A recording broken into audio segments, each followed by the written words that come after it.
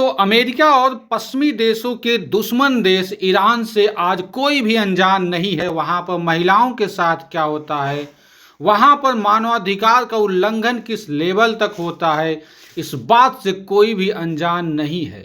ईरानी महिलाओं के लिए हिजाब अनिवार्य है। उनको खेल कूद, नाच गाने और दूसरे मनोरंजन से बिल्कुल दूर रख दिया गया है। वो न राजनीति में हिस्सा ले सकती हैं और न ही उनको आंदोलन करने की आजादी है। वो न राष्ट्रपति बन सकती हैं और न ही जज।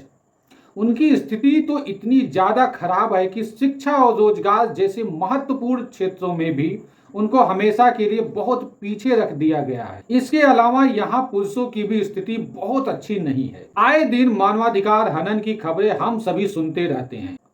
सुप्रीम लीडर के खिलाफ कुछ बोलने या फिर राजनीतिक गतिविधियों में शामिल होने की स्थिति में उनको जेल में बंद कर दिया जाता है। ईरान फांसी की सजा देने में भी दुनिया में सबसे आगे। लेकिन दोस्तों, ईरान की जैसी स्थिति आज है वैसी हमेशा से नहीं थी। एक वक्त हुआ करता था जब ईरान अमेरिका और पश्चिमी देशों का सबसे अच्छा दोस्त हुआ करता था।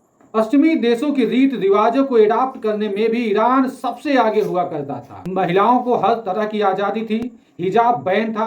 अमेरिका और यूरोप की महिलाओं की ही तरह वो भी मन मुताबिक कपड़े पहनकर घूम सकती थी, शॉपिंग कर सकती थी, डांस कर सकती थी, डांस बार में जा सकती थी, सब कुछ अलाउ था। वे शराब भी पी सकती थी, साइकिलिंग कर सकती थी। उनकी लाइफ एकदम वैसी ही थी जैसे कि आज अमेरिका और यूरोपीय देशों में है। शिक्षा, रोजगार, साइंस और टेक्नोलॉजी के क्षेत्र में भी ईरान एक नए आयाम को छू रहा था।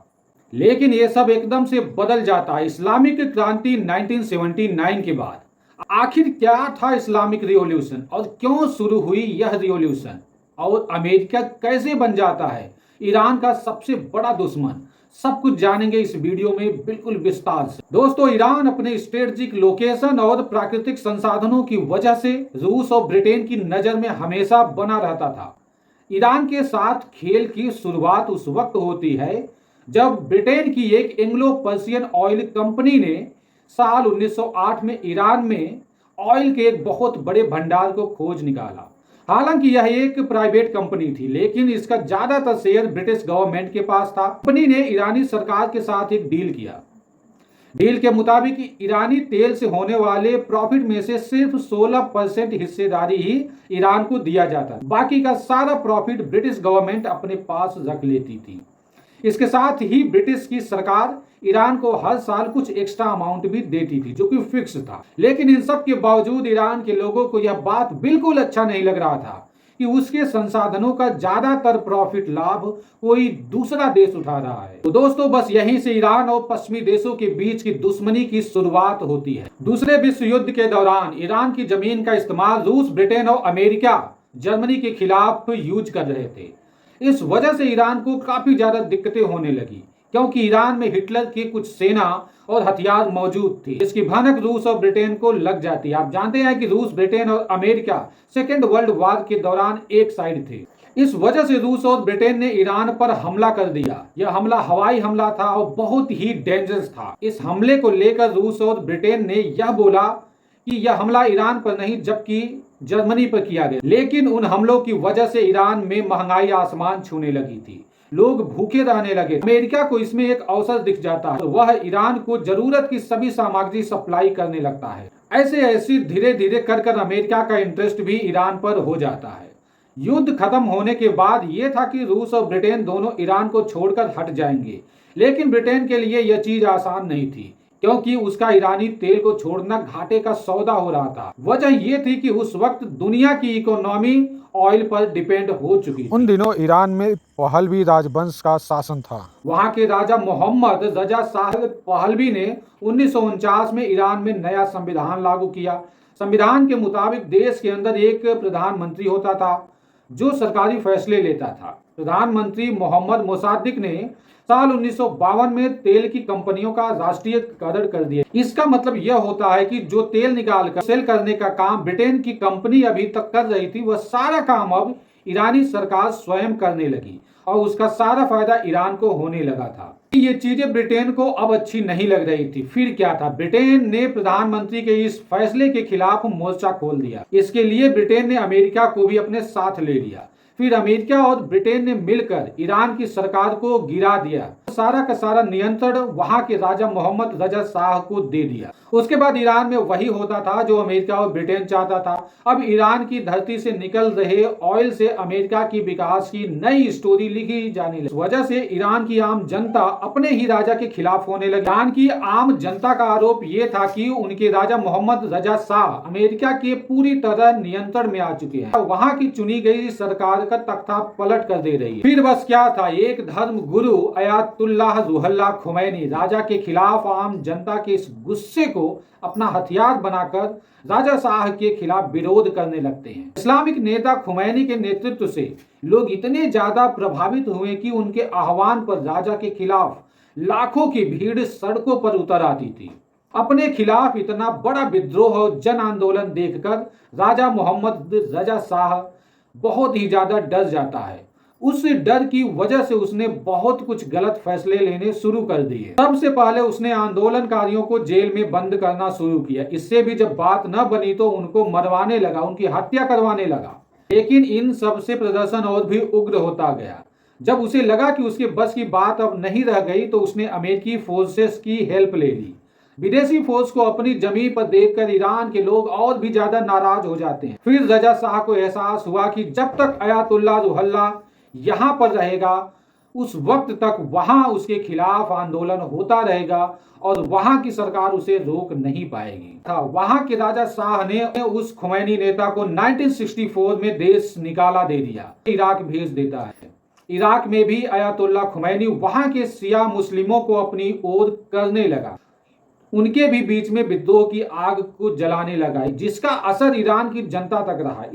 इस वजह से ईरान में खुमैनी के निकाले जाने के बावजूद भी राजशाही के खिलाफ विद्रोह रुकने का नाम नहीं ले रहा था। उधर इराक के सनकी तानाशाह सद्दाम को भी यह डर सताने लगा कि खुमैनी के सरकार विरोधी भाषणों से उसके देश में भी बगावत हो सकती है, जिस वजह से अयातुल्लाह रुहुल्लाह खुमैनी को फ्रांस भेज दिया जाता है। लेकिन फ्रांस से भी अपने लोगों के माध्यम से खुमैनी ईरान के शासक के खिलाफ ईरान में विद्रोह करवाता रहा, जिसे रोकना ईरान के शाह के लिए नामुमकिन सा हो जाता है। फिर साल आता है 1978, जब राजधानी तेहरान के शाहयाद चौक पर हजारों लोग इकट्ठे होकर शाह के खिलाफ जमकर प्रोटेस्ट करने लगते हैं। इससे मोहम्मद रजा पहलवी बहुत ही ज्यादा घबरा जाता है। उसने पूरे ईरान में मार्शल लॉ लगा दिया। शाह के इस तानाशाही रवैये से तो लोग और भी ज्यादा आक्रोशित हो गए। इसके बाद लोग अपने नेता खुमैनी को वापस बुलाने की डिमांड करने लगे। जनता के विद्रोह के सामने शाह की आर्मी और अमेरिका की फौज से सब कुछ लाचार हो चुकी थी। शाह को एहसास हो गया था कि उसके साथ कभी भी कुछ भी अनहोनी हो सकती है। वह समझ गया था कि अब वह ईरान में अपनी ही जनता के बीच सुरक्षित नहीं है। इसी डर की वजह से शाह ने ईरान की सत्ता शापोर बख्तियार को सौंपकर 16 जनवरी 1979 को अमेरिका भाग जाता है ईरान छोड़कर। प्रधानमंत्री बनने के बाद शापोर बख्तियार लोगों के दबाव में अयातुल्लाह रुहुल्लाह खुमैनी को ईरान आने की इजाजत दे देता है।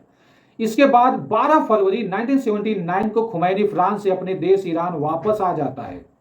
ईरान के लोगों ने खुमैनी का ऐसे शानदार तरीके से स्वागत किया कि खुमैनी का रुतबा 7वें आसमान को छू लिया। खुमैनी ने ईरान के अंदर एक और प्रधानमंत्री को अपॉइंट कर दिया और इस वजह से बहुत सारी दिक्कतें होने लगी। इससे अब ईरान में 2 प्रधानमंत्री हो गए। एक प्रधानमंत्री शाह ने अपॉइंट कर अमेरिका भाग गया था और जो दूसरा था जिसे खुमैनी ने अपॉइंट किया था। इस वजह से देश की सेना भी 2 हिस्सों में बट जाती है। दोनों प्रधानमंत्रियों के बीच सत्ता के लिए युद्ध शुरू हो जाता है। अंत में शाह की सेना जो थी वो पूरी तरह से हार जाती है और यहाँ पर खुमैनी की बम्पर जीत हो। ईरान में वोटिंग कराई जाती है। 90% लोगों ने इस्लामिक देश बनाने के लिए वोट किया। ईरान अब पूरी तरह से इस्लामिक रिपब्लिक ऑफ ईरान बन गया था और अयातुल्लाह रुहुल्लाह खुमैनी ईरान का पहला सुप्रीम लीडर बनता है। इसके बाद खुमैनी ने प्रधानमंत्री के पोस्ट को पूरी तरह से खत्म कर दिया और इसकी जगह पर राष्ट्रपति की शुरुआत करता है। दोस्तों, ईरान में इन दिनों जो कुछ हुआ था उसी को ईरान की क्रांति यानी कि इस्लामिक रिवॉल्यूशन कहते हैं, जो कि बहुत ही फेमस है। और इस इस्लामिक क्रांति के बाद ईरान ही नहीं बल्कि पूरी दुनिया के मुसलमानों में बहुत बड़ा बदलाव आ जाता है। दोस्तों, इस्लामिक रिपब्लिक ऑफ ईरान में सुप्रीम लीडर का जो पोस्ट होता है वो सबसे बड़ा और शक्तिशाली होता है। उसके नीचे देश का राष्ट्रपति होता है। सुप्रीम लीडर देश का राष्ट्राध्यक्ष होता है, यानी कि हेड ऑफ स्टेट वही होता है। वो अपनी आर्मी का सर्वोच्च कमांडर होता है। उसके पास सरकार की आंतरिक और विदेशी सारी शक्तियां होती है। वह किसी भी कानून को खत्म करा सकता है, अपने मन मुताबिक कोई भी लॉ इम्पोज कर सकता है। इतना ही नहीं, यहाँ तक कि मीडिया और अदालतों पर भी उसका पूरा का पूरा कंट्रोल होता है। शॉर्ट में अगर हम कहें तो सुप्रीम लीडर ही ईरान का सर्वे सर्वा होता है।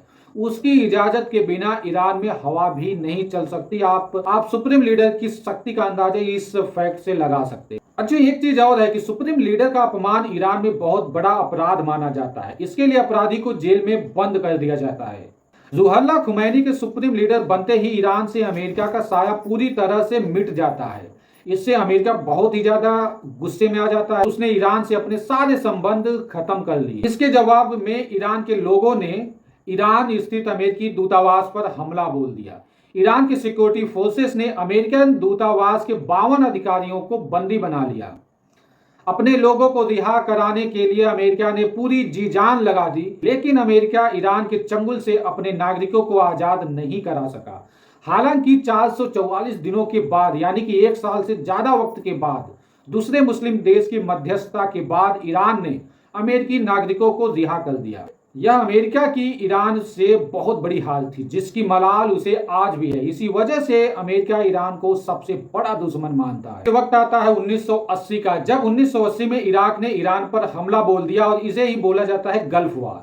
उस जंग में इराक का साथ अमेरिका, रूस और ब्रिटेन ने दिया। यह जंग अगले 8 सालों तक चलता रहा, लेकिन इस जंग से अमेरिका को कुछ भी हासिल नहीं हुआ। अंत में अमेरिका को मजबूरन ईरान के साथ समझौता करना पड़ा। इस बात से अमेरिका खींच कर रह जाता। दोनों के बीच दुश्मनी और भी ज्यादा बढ़ जाती है जब 1988 में ईरान के एक यात्री विमान को अमेरिका ने मार गिराया था। विमान में कुल 290 यात्री सवार थे। इसके बाद ईरान के सुप्रीम लीडर को एहसास हुआ कि अब उसे न्यूक्लियर बम बनाकर अपनी शक्ति को और भी मजबूत करना चाहिए। तो अमेरिका ईरान की इस मकसद को कभी भी कामयाब नहीं होने देगा, क्योंकि अमेरिका को इस बात का अंदाजा है कि यह ईरान जो न्यूक्लियर बम बना रहा है यह उसके अगेंस्ट ही इस्तेमाल करेगा। ईरान का अगर देखा जाए तो पूरा का पूरा न्यूक्लियर प्रोग्राम जो है यह अमेरिका और वेस्टर्न कंट्रीज के अगेंस्ट ही है। 1989 में ईरान के सुप्रीम लीडर खुमैनी की मौत हो जाने के बाद उस वक्त के राष्ट्रपति अयतोल्ला अली खामनेई ईरान के दूसरे सुप्रीम लीडर बनते हैं जो आज तक बने हुए हैं। अयतोल्ला अली खामनेई जो हैं ये खुमैनी के सुप्रीम लीडर रहते हुए 1981 से लेकर 1989 तक देश के राष्ट्रपति थे। दोस्तों, ईरान की एक और बात लोगों को बहुत ही ज्यादा परेशान करती है।